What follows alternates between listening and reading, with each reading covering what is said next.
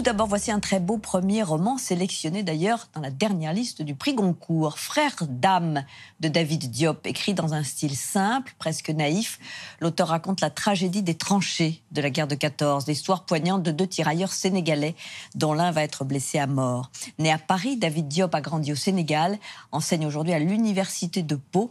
Il a parlé à Julien Cheïda de ce roman qui célèbre à sa façon le centenaire de la Grande Guerre. On lui a donné rendez-vous aux Invalides à Paris, sur les traces de son premier roman, Frères d'âme. David Diop raconte à la première personne le quotidien imaginaire d'un tirailleur sénégalais enlisé dans l'horreur de la Première Guerre mondiale. Ça a été très difficile, ça n'en finissait pas.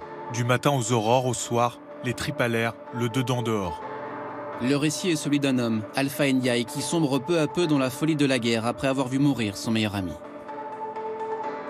J'avais besoin de raconter cette histoire parce que j'ai une double culture. J'ai une culture française et j'ai une culture sénégalaise. Et j'ai pensé qu'il était extrêmement important de parler de ces tirailleurs sénégalais, essayer d'imaginer ce qu'avait dû être le choc qu'ils ont ressenti quand ils arrivaient en Europe, où c'était une guerre industrielle, où ils étaient absolument loin de toutes les réalités qu'ils avaient pu connaître. Ce professeur de littérature française s'est inspiré en partie de son arrière-grand-père qui a combattu dans les tranchées, mais aussi de témoignages de soldats. J'ai lu des lettres de poilus qui m'ont extrêmement ému et qui décrivent le champ de bataille où, blessés, on est venu les récupérer. Et en règle générale, c'est absolument terrible, c'est poignant. D'autant plus que quand leur famille reçoit la lettre, ils sont morts. Le caporal Tanti écrit: on a lu des lettres de prisonniers Boche. Elles sont les mêmes que les nôtres. La misère, le désespoir. Mais lorsqu'il recherche pour son livre des témoignages de tirailleurs sénégalais, il n'en trouve aucun. L'auteur tombe sur des lettres administratives, mais rien qui décrirait leur quotidien dans la guerre. Les sociétés d'Afrique de l'Ouest qui ont fourni le corps des tirailleurs sénégalais, ce sont des sociétés où les valeurs guerrières sont importantes, mais où également il y a une pudeur et une difficulté à parler des souffrances, des peurs qu'on a pu ressentir. Mais c'est assez universel. Beaucoup de poilus sont rentrés de la guerre et n'ont rien dit. Ils ne pouvaient pas parler. Au début de la guerre, plus de 130 000 tirailleurs sénégalais seraient arrivés en France. Depuis leur débarquement à Fréjus, les Africains remontent vers le nord. Beaucoup marchent pieds nus. Ils ne supportent pas les gros godillots de l'armée. L'état-major leur donne une arme particulière, une machette.